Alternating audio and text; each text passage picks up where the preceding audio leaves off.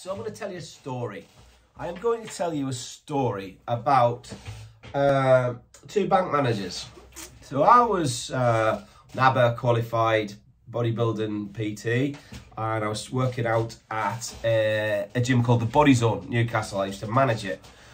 And I had quite an extensive client base at the time, which was great. And it wasn't just bodybuilders. It was you know, people wanting to lose weight. It was office workers. It was business women, businessmen, all sorts of clients. But I was only 24, 25. I'd finished university. I'd done my PT course, and I was keen, and I loved it. I loved sharing knowledge. So I'd go and train people for nothing. They'd come back and want to book with me properly. It was good. And these two bank managers, I can't remember which banks they worked at. Every lunchtime, they'd come in for an hour to train. So they had an hour and a half break. They were bank managers, they could. And I watched them over a 12-month period. Lovely guys, and they trained really hard. But they trained the same body part the same routine every time. So they come in on Monday, maybe do chest. So they'd start on the bench press that most people did, and then they move on to the pec deck, and then they move on to flies and things like that. And then they do back, and it'd be the same routine. And I'd watch them, and they'd do between 8 and 12 reps because hypertrophy was the best thing for muscle gaining. And they never changed. In the whole 12-month period I watched them, they never changed. Their physiques didn't really change much at all. They were lean, they kept lean, and they'd come in and they'd have the belts on and they'd have the gloves on and they'd all be kitted out. And they trained, I watched them, they trained hard. And they'd see my clients come in, and after like 3 or 4 months, transform. Different physiques, different outlook, different energy levels. And one of them came over to us once, and I tried to suggest things to these guys, and they weren't interested. But after about a year, they came and said, "Mark, why aren't we getting the results you're getting with your clients?" And I said, "You're not progressively overloading the muscle." "So what does that mean?" I said, "You're not shocking the muscle. You're not changing up your routine at all. But we're training harder every time, and you know, we have our little notebook, so we might put an extra 5 kilos on where we can and that, but you know, so we are." I says, "No, you're not. You need to traumatize your muscle." And this is advice I give to anyone who's training. I see so many people doing the same routines every time, you know. Some of them do the same routines, but they might do it in a different order. That's not changing it up. So you want to be changing it up every 3 to 4 weeks. No more than 4 weeks, change it up. If you've got a PT, suggest that to them, change your routine every 3 to 4 weeks. Good PTs will be doing that anyway for you. But you need to be constantly shocking the muscle. When you shock the muscle, you grow, you get leaner, you get stronger, you get faster. It's about shocking the muscle. So I would, for example, people don't often realise you have 4 growth pathways for muscle development. And most people concentrate on one of those pathways, which is hypertrophy, between 8 and 12 reps under duress. So the perfect sort of 10 reps would be by 7, you're starting to really hurt. 8 is killing. 9, you want to put the weight down. 10, you can literally get that and then you failed. You can't get another rep out. Perfect 10. That'll work brilliantly for anyone that hasn't been doing that. So if you change to that, you will develop quickly. After 3 to 4 weeks, your muscles will be ready for it. Yeah, bring it on, muscles. So you've got to change. What do you change it to? Well, another growth pathway is what they call a cell volumizing growth pathway. And what that is where you get blood pumped into that muscle group, so it volumizes the area, and it really starts to swell the muscle, which stretches the muscle fascia because the pumps are intense, which allows the muscle to grow. It actually signals growth in the muscle. So the cell volumizing pathway, for example, would be for you to get, let's take an example, you're doing a bench. And in bench, I want 100 reps from you on bench press. So how do I get 100 reps? Most people would say, oh, I'll just use the bars 20 key. I'll just do that 100 times with a 20 key bar. What that is doing that 100 times with a 20 key bar. What I want from you is muscle duress. I want that muscle to be traumatized under 100 reps. So I get a bar where you can really start to feel it around 40 reps. You want some weights on there, so that might be a couple of 5 keys. Now I've got a 30 key bar, something about this now, depending on your strength. So you start and you basically concentrating on every single rep. You're squeezing at the top, you're coming down, you're stretching the pec at the bottom. So it's a really concentrated rep. way to do a bench press properly is from this position when you're lying on the bench, you're not pushing. Don't even think about pushing the bar up. What you're doing is you're squeezing your chest together, which will cause your arms to come up. So concentrate on squeezing that chest to cause the arm to come up. You do that, you've got a mind-muscle connection. You will absolutely love the results. 100 reps. So what I want to do is get a light enough weight where you concentrate on every single rep. So by 40, it's killing. 50, I'm in pain. I get to 60, I'm lucky. With 60, I want to then do what they call rest pause. So you can either lock out completely, takes a little bit of pressure off the chest, or put it down, rest. 3 seconds, let's go. Bang. Maybe you get another 10 out. Now you're on 70, but in bits. Rest, pause.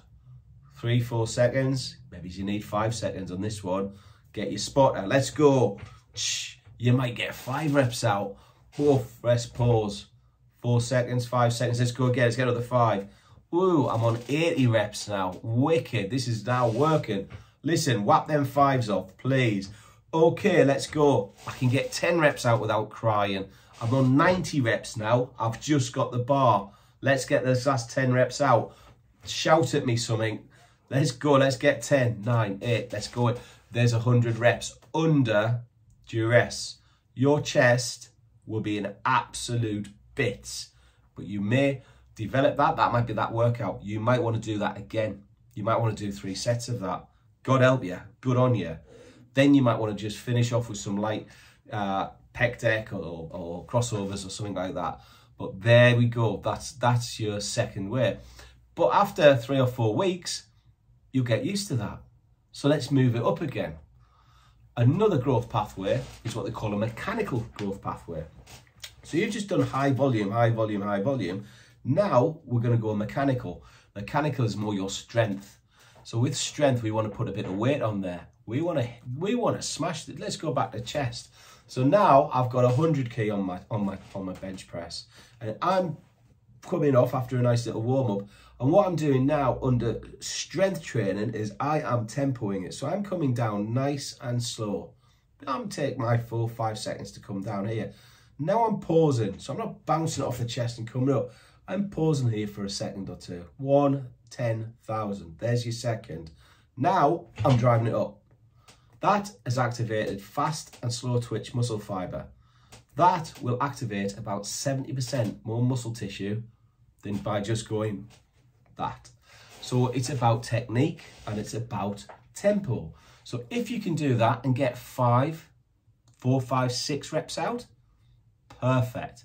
Get 4, 5, 6 reps out and do a thing. So you might want to do incline bench, you want to do flat bench, you might want to do flies, you might want to do dips, weighted dips if you're strong. So play around with it and do 3 or 4, 5 sets per exercise. There's your mechanical pathway. But after 3 or 4 weeks, your body will be used to that. So what do you do next? Well, the 4th growth pathway is something called a lactic acid pathway. Lactic acid pathway is kind of interesting. In a lab over in, I think it was Santa Barbara, but forgive me. I was reading some research where they'd actually got some bodybuilders, and what they did is they'd actually injected lactic acid into certain muscle groups, for example biceps, and got the guys not to train biceps. And what they found is the biceps grew still without training, without that stimulus of ripping the muscle tissue. The lactic acid was signaling growth. Now lactic acid is that stuff that burns the muscle. It wants to make you fatigue and stop. It's that pain. That's the lactic acid. Now, most people who lift weights can't take the pain. That's factual. So they'll get to the, oh, it hurts, and stop because it hurts. Your body's saying, it's hurting. Stop, for God's sake. The real guys who get that development, and these people that say it's your last few reps that count, I am in agreement with that, is it hurts, right, now we start. Let's get another 3 reps out, no matter what. Bang, 1, bang, 2, bang, get in. That's the growth time. Now, we want to be really getting into that lactic acid zone. There are a couple of training techniques that will allow that.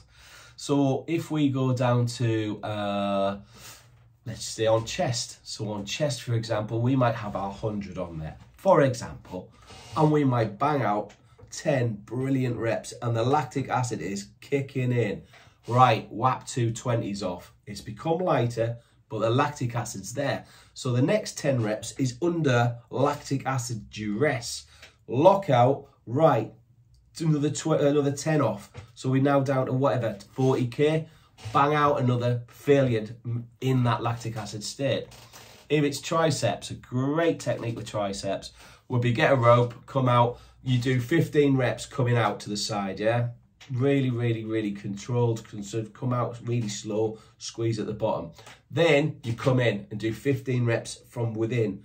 Change the head of the triceps pressure, so you actually got more in the medial head. Then you come round and turn around and do the throw-ins with the tricep from behind you with the same rope, same machine, you haven't moved. You've now got lactic acid coursing through your triceps. The pain done right with the correct weight is absolutely insane, but so are the results. You've done your 3 or 4 weeks of that, your body's used to it. Now what do? Go back to hypertrophy. Let's start the process again. I have been around the weights, fitness, lifting environment. I lifted my first weight at 13. I joined my first gym. I only looked baby-faced at the time anyway, but I think I was 15, 16, and they let me in. I was looking, there was a guy called Billy, I don't know his second name, bodybuilder, older guy, Billy. He took me and my friends under his wing and showed us a few tricks and taught us a few things, and I was hooked. I wanted to get into it. Joined my first, worked in the first gym when I was 22, managed my first gym at 23, 24, 23 I think I was, and I've just been around it all my life. Trust me, you put a lot of time into the gym, so make it worthwhile, get results. This kind of process works. Mix it up. There's so many routines you can do, it's insane. But mix it up. Even if you do those 4 basic things there and you're mixing it up every 3 or 4 weeks and you keep changing it back, so you're back to hypertrophy, then back to volume, cell volumizing growth pathway, then onto mechanical again, then you're back onto lactic acid. Wow, there's nearly a year, there's 3/4 of a year probably in there. Your development is going to be off the chart. So think about the growth pathways and how you can use them efficiently to get gains that you want. You could have been training for years and years and years. Try this, get onto it this year. You will love it. You will absolutely love it. Good supplementation, good diet, plenty of rest. Smash it. Go for it, guys. Nice to speak to you. Bye-bye.